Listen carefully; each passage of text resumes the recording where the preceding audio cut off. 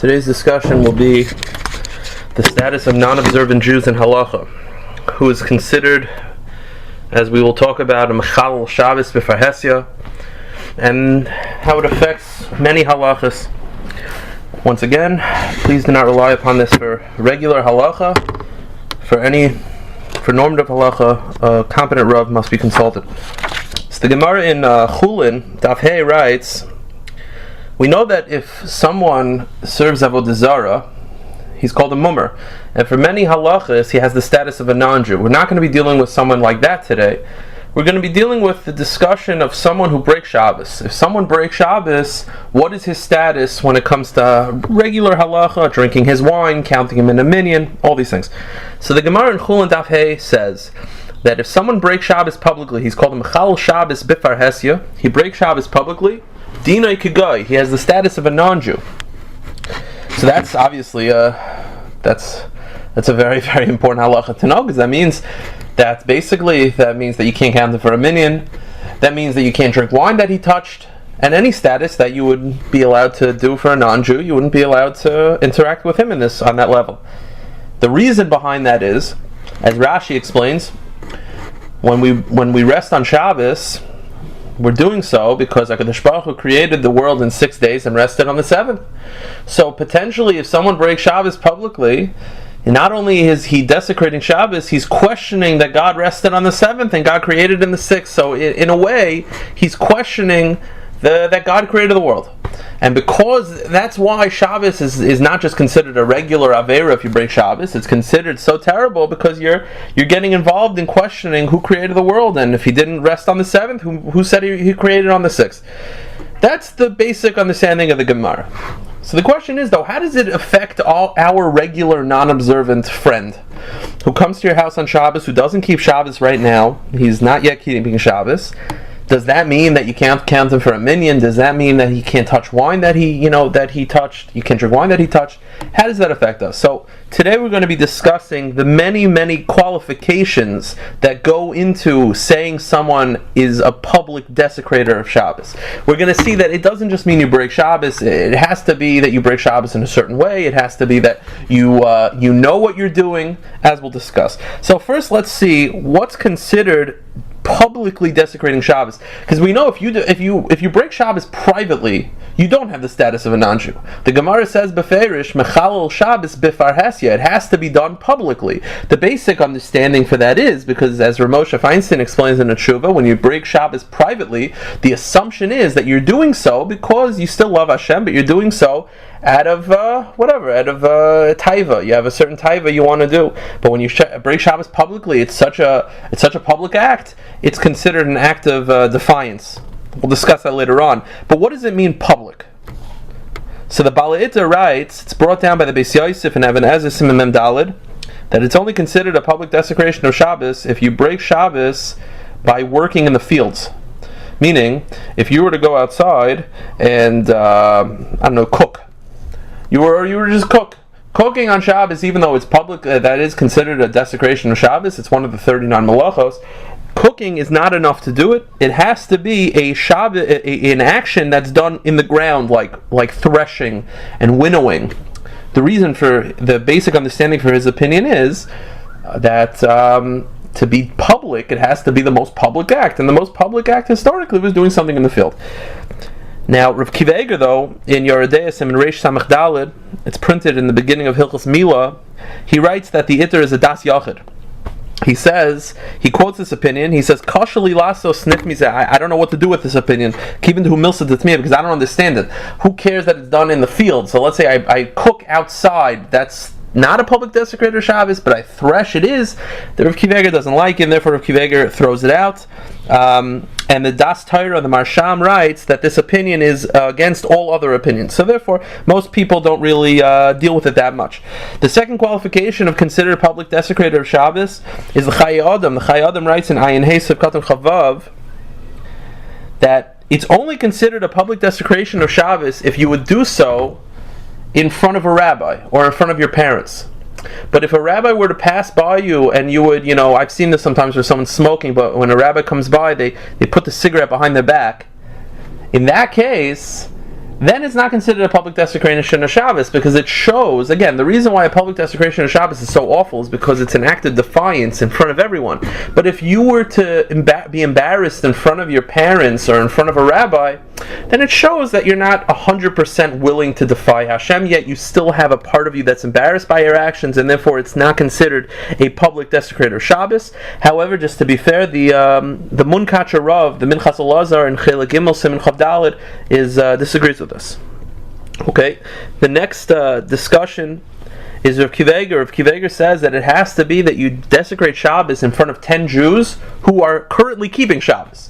Meaning, if let's say you're in a non-observant neighborhood and you're breaking Shabbos with your friends who also don't keep Shabbos, says Rav Kiveger, that doesn't make you a status of a public desecrator of Shabbos. It has to be that you desecrate Shabbos in front of 10 people who are still Shomer Shabbos.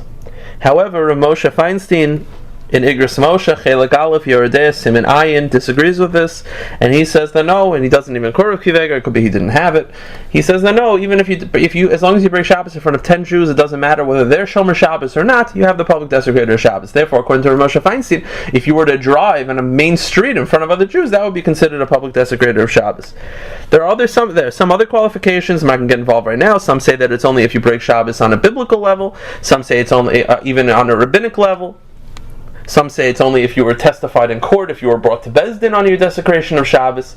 Again, everything is a discussion, but the basic understanding of what I'm trying to prove by all this is that it's not such a clear-cut case. Well, someone, smokes on Shabbos, automatically is a public desecrator, because we're already seeing there are many qualifications. It could be that if you smoke on Shabbos, you are a public desecrator, but it's not 100% accurate to just blindly say that he has the status of a non-Jew, because we see there are qualifications. It could be you have to do it in front of 10 Shomer Shabbos Jews. It could be it has to be in the field, again, so on and so forth. The major heter that the Rabbanim point to is a Tinnik Shenishba. What that means is like this. Only in a couple minutes, so I'll try to summarize this as best I can. The Rambam writes in Hilchos Mamrim that to be considered someone who's a defiant of Hashem, who's a kofar, who's a heretic, it has to be that he's doing so because he wants to fight against Hashem. But if, let's say, you have someone who's technically Jewish, but he was raised by non-Jews, Tinuk Shenishma Bein Hanachrim, you have a Jewish child who was captured amongst the non-Jews, so he doesn't even know he's Jewish, and then he lives his life the way non-Jews live their life, and he doesn't believe in our God, and he doesn't keep Shabbos, because why would a non-Jew keep Shabbos? He doesn't think he's Jewish. Says the Rambam, he doesn't have the status of these chumras of a Mechal Shabbos Befarhesia, or of a kofar. You can't call him a kofar, because he's not doing it in order to fight Hashem. So that's obviously a big heter that a lot of Rabbanim point to, that it could be the average Jew. Let's say you have what they call them chilonim in Eretz Yisrael. You have someone who in Israel who was raised, not only was he not raised to consider Shabbos an important thing, but let's say he was raised, his parents, let's say, were anti-religious. It's very hard to say that person, when he desecrates Shabbos, he's doing so because he hates God. On the contrary, he doesn't know what he's doing. He doesn't know that he's breaking Shabbos. He doesn't know that Shabbos is so important. He doesn't understand these things. Therefore, many Rabbanim point to Tinuk Shenishba being a legitimate heter. Rav Moshe Feinstein. Now, the Chazon Ish does say in Yerodei, Siman Ayin, Sivkot Aleph, Sivkot and Vav, that each case has to be brought to a Rav. You can't make these blanket heter. Someone calls me up and says, I have a friend who's not Shemesh Shabbos, can I count it for a minute? And I say, yeah, he's probably Tinuk Shenishba. I have no idea whether he's Tinuk Shenishba. Maybe he was a frum kid that at the age of 15, he started having questions about faith, and he went off the derech, but he knows what Shabbos is, and he doesn't care. So then, of course, he has the status. He wouldn't have the heter of Tinuk Shenishba. Tinuk Shenishba is not something you could just blanketly apply in all situations. It has to be something that's dealt with on a situation basis. Rav Moshe Feinstein does say that even if they break Shabbos publicly, if it's clear from their actions that they're not doing it to defy God, they're doing it because of taiva, they can't fight their Yetzer Hara. There was a famous thing, that's what Vasikin was made for in America. Vasikin was that the Jews in America, on Shabbos, the Vasikin Minyanim were for Jews during the Great Depression, that they would have to work on Shabbos because they felt they had to work on Shabbos because they would lose their job otherwise, but they still wanted to keep Shabbos, so they would daven early and then go on the train to work. So Rav Moshe Feinstein says they don't have the status status of Mechal Shabbos b'far Hesya. They're going to shul. They still care about God. They break Shabbos, but not because they're questioning whether God rested on the 6th and built the world on the 6th and rested on the 7th. They're doing so because they can't fight it, and they feel they can't fight the Yetzer Hara. But it's not a public desecration the way it was meant during the times of the Gemara. And that's why Moshe Feinstein and Chelik Aleph and Lamed Gimel did allow and did consider it not a status of Mechal Shabbos b'far Hesya. One more thing, there is Machlokas HaPoskim whether if someone doesn't believe in God, he's an atheist, but he wasn't raised. Meaning, does Tinnik Shenishba also help for someone who doesn't believe in God? Tinnik Shenishba would definitely help if someone breaks Shabbos because he doesn't know what Shabbos is. But what if someone is raised as an atheist? Can he also say, well, I was raised that way and therefore it's not a problem? Or on the contrary, it could be that atheism or believing in God is something that every Jew, every person should believe in inherently, even if you weren't raised that way. And that itself is a disagreement amongst the poskim. The Tzitz Eliezer brings down such a heter in Chilik Tessim Mem Aleph Sivkat and Tesvav, but the Stipler Gaon famously in a letter in the Sefer Moedim Muzmanim Chilik Tes Daf Yodalet writes, Afilu im nema de dinit Tinnik Shenishba, even if they have the status of a Tinnik Shenishba, akati manasa b'masha chashudim al minus kfir b'torah shebal peh Torah shebeksav. What do you, even if they're Tinnik Shenishba, but if they don't believe in Torah Shebeksav, they don't believe in Torah Shebal Peh, they believe in heresy, they don't believe in God, then the fact that they're raised that way has no halachic bearing. Once again, just to summarize, whether someone has the status of a public desecrator of Shabbos is a little bit more complicated than everyone thinks. Not all desecrations of Shabbos make you have the status of a public desecrator of Shabbos, and even if you desecrate Shabbos publicly, if you were doing so because you were raised that way, not because you actually know what Shabbos is, if you were raised from and then you went off the derech, that's one thing, but if you were raised non-religious, then it's hard to call you have the status of the Mechal Shabbos b'far Hesya. I went over a little bit, but that's why each case must be brought to a Rav.